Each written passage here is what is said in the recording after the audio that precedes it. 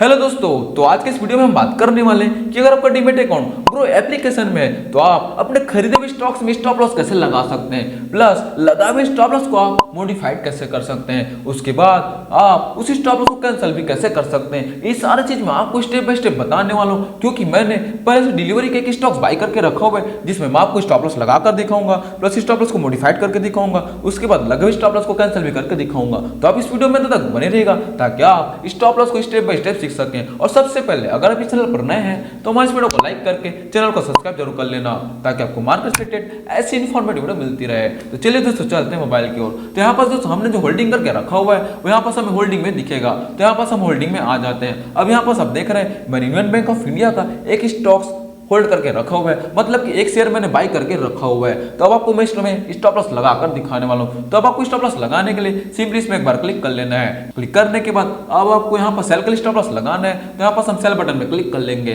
Cell वाले button में click करने के बाद अब यहाँ पर आपको स्टॉप लॉस लगाने के लिए एकदम नॉर्मल चेंजेस ही करना है। सबसे पहले यहाँ पर आपको ऊपर की ओर एक आइकॉन दिख रहा होगा राइट टॉप कॉर्नर में। राइट टॉप कॉर्नर के अगर आप आइकॉन में क्लिक करते हैं तो यहाँ पास आपको नीचे की ओर ऑप्शंस आता है रेगुलर ऑर्डर, एसएल ऑर्डर और जीटीटी ऑर्डर का। तो यहाँ पास आपको स्टॉप लॉस ऑर्डर लगाना है। तो यहाँ पास आपको एसएल ऑर्डर में एक बार क्लिक कर लेना है। एसएल ऑर्डर में क्लिक करने के बाद यहाँ पास आपको नीचे की ओर वैलिडिटी शो कर देगा। आप जो भी एसएल ऑर्डर लगाएंगे वो सिर्फ डे के लिए रहेगा। अगर आप लॉन्ग टर्म के लिए स्टॉप लॉस लगाकर रखना चाहते हैं तो यहाँ पास आपको जीटीटी का यूज करना पड़ेगा जो कि पूरा 1 साल के लिए रहता है, लेकिन मैं आपको अभी डे वाला ही करके दिखाता हूँ। तो मैं यहाँ पास आपको ऑर्डर भी क्लिक कर लेता हूं। उसके बाद कंटिन्यू बटन में क्लिक कर देना है। कंटिन्यू बटन में क्लिक करने के बाद यहां पास आपको ऊपर में कुछ भी चेंजेस नहीं करना है। हमने डिलीवरी में बाई किया था तो डिलीवरी पहले से सेलेक्ट है। अगर आप इंटरडे में बाई करेंगे तो वो इंटरडे पहले से सेलेक्ट था। हमने एनएससी में बाई किया था तो एनएससी सेलेक्ट है। अब आपको यहां पर सिर्फ अवेलेबल क्वांटिटी शो कर रहा है, एक क्वांटिटी, मतलब कि आप एक क्वांटिटी के लिए स्टॉप लॉस लगा सकते हैं। क्योंकि मैंने एक ही क्वांटिटी बाई करके रखा था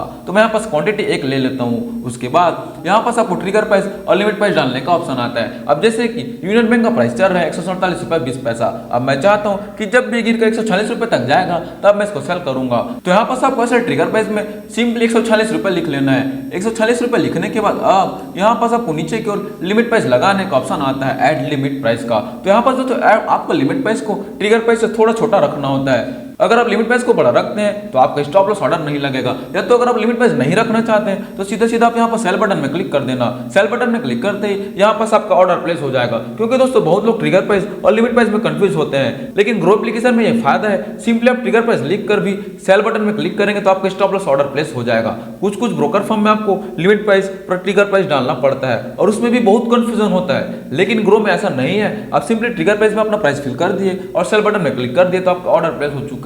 अब यहाँ हम डन बटन में क्लिक कर लेते हैं। डन बटन में क्लिक करने के बाद यहाँ पर आप ऑर्डर में देख सकते हैं, ऑर्डर में हमारा एक ऑर्डर पेंडिंग करके लिख रहा हुआ है।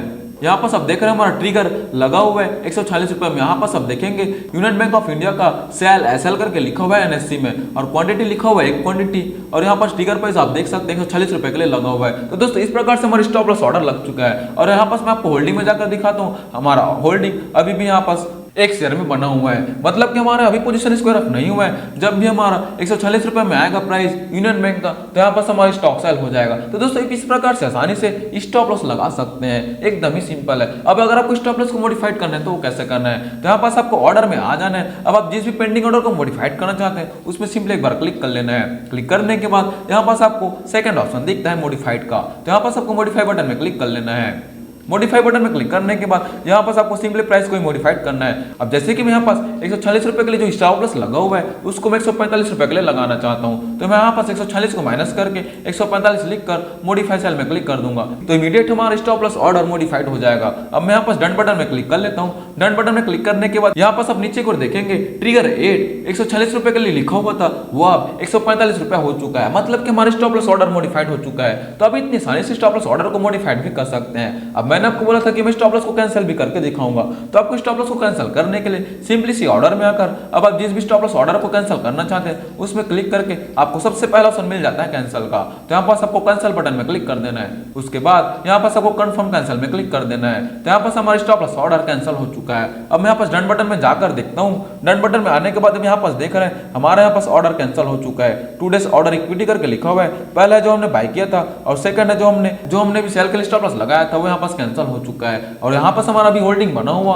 क्योंकि हमने स्टॉप लॉस को कैंसिल किया है, हमने पोजीशन को स्क्वायर ऑफ नहीं किया है। तो दोस्तों इस प्रकार से भी स्टॉप लॉस लगाकर स्टॉप लॉस को मॉडिफाइड करके स्टॉप लॉस को कैंसिल भी कर सकते हैं, एकदम ही सिंपल है। तो दोस्तों अगर आपको वीडियो हेल्पफुल लगी हो तो हमारे इस वीडियो को लाइक करके चैनल को सब्सक्राइब जरूर कर देना, ताकि आपको मार्केट से रिलेटेड ऐसे इन्फॉर्मेटिव वीडियो मिलती रहे। Thank you.